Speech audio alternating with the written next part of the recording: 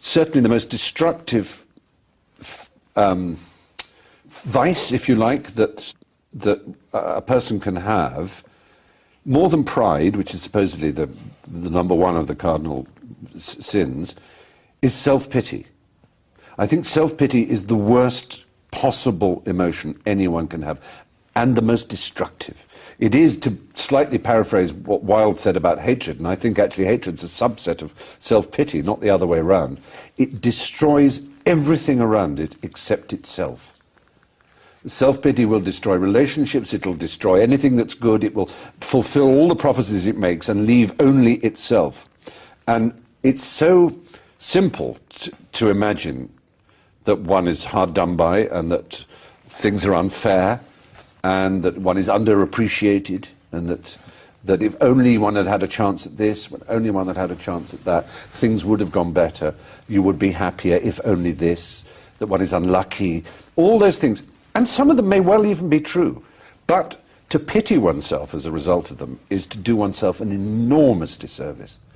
I think it's one of the things we find unattractive about the American culture, a culture which I find mostly extremely attractive, and I like Americans, and I love being in America.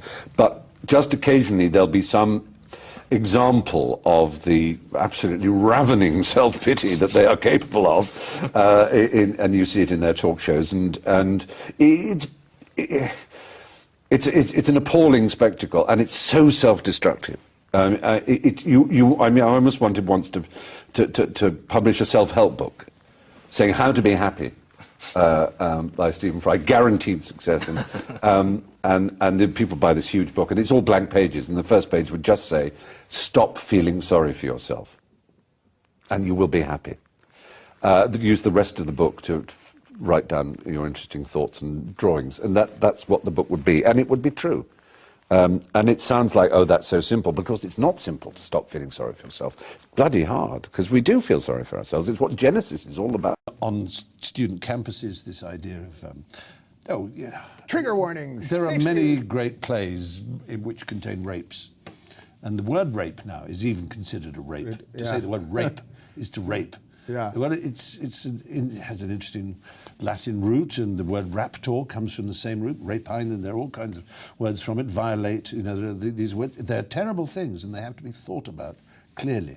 But if you say you can't watch this play, you can't watch Titus Andronicus, or you can't read it in a Shakespeare class, or you can't read Macbeth because it's got children being killed in it, and you might trigger something when you were young that upset you once because Uncle touched you in the nasty place. Well, yeah. I'm sorry. Yeah, it's a great shame, and we're all very sorry that Uncle touched you in that nasty place. But you get some of my sympathy, but your self-pity gets none of my sympathy, because self-pity is the ugliest emotion in humanity. And get rid of it, because no one's going to like you if you feel sorry for yourself. The irony is we'll feel sorry for you if you stop feeling sorry for yourself. Just grow up. Yeah, all right.